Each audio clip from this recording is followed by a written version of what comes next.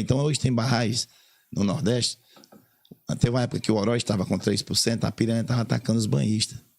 Estava muito baixo. Caramba. Porque ela tem vantagens sobre o tucunaré quando a água é escura, porque o tucunaré não consegue proteger a alva do camarão, que tem hábito noturno, vai comer a alva, e a piranha, o que nasce de filhote, ela come do tucunaré. E também devora ele.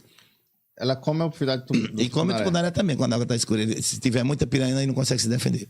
Entendi. Aí quando a água fica clara, toma água que clareia, que o tucunaré passa a ter uma visão, ele já faz o contrário, ele detona Aí o jogo ela. vira.